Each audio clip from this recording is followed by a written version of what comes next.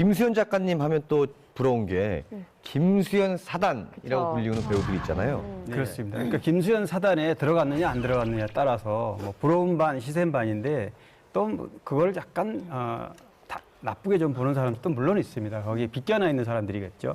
주로 김수현 사단 그러면 강부자 씨부터 시작해서 이순재, 윤여정, 김혜숙, 송승환 씨 이런 분들이 이제 그 사단으로 분류가 돼 있고요.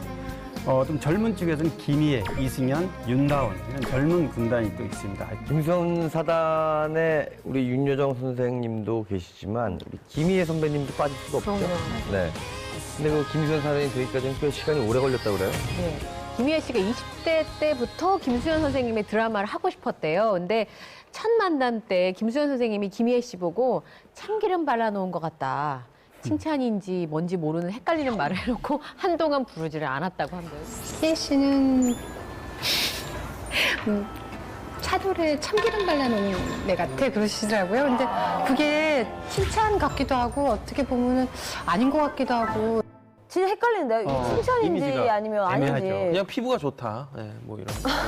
아니에요. 그렇게 단순한 의미 아닙니다. 이게 뭐 정확한 의미야 김수현 작가 본인만 알 수 있겠지만 네네. 뭐 그 이후에도 캐스팅이 좀 쉽지는 않았으니까 부족하다는 의미였을 수도 있고 아니면 더 큰 배우가 돼서 뭐 만나자라고 하는 의미의 어떤 연단을 거쳐라라고 하는 걸 수도 있겠죠.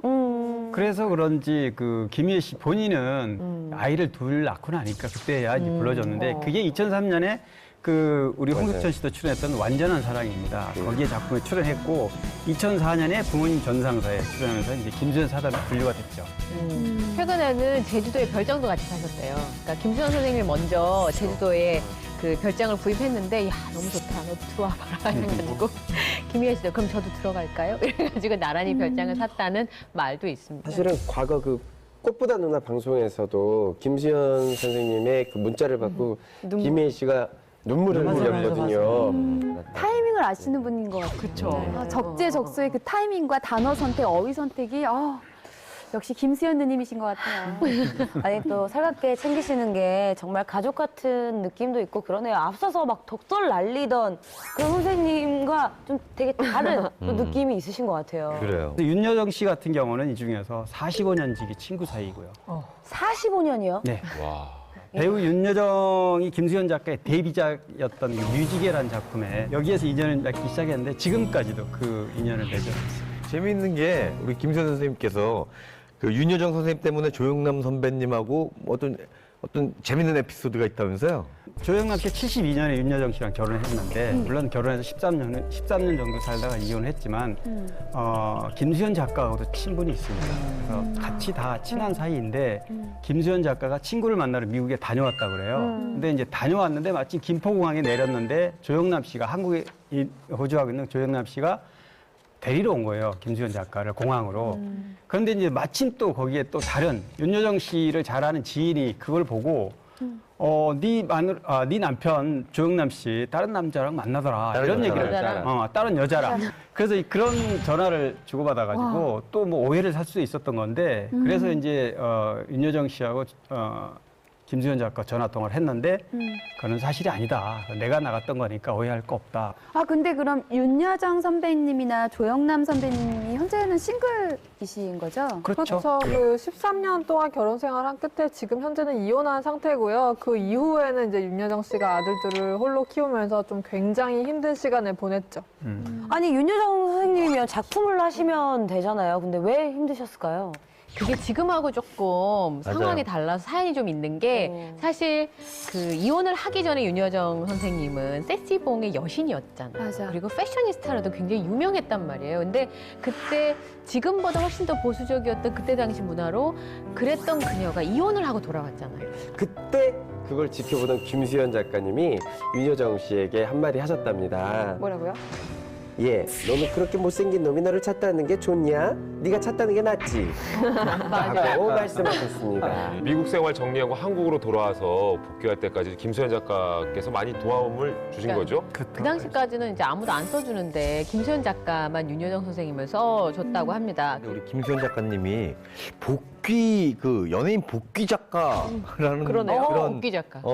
느낌 있네요. 그런 느낌도 들어요. 네. 사회적 물의를 빚었던 있던 스타분들이 이제 김수현 선생님 작품으로 많이 컴백을 하셨죠. 이전에 음주운전을 하셨던 이승연 씨 같은 경우에도 선생님 작품으로 컴백을 했고요. 또좀 매니저와 스캔들이 나서 좀 한동안 좀 슬럼프를 겪었던 이태란 씨도 선생님 작품으로 컴백을 했습니다. 이태란 씨는 2002년 내 사랑 누굴까로 복귀를 했죠.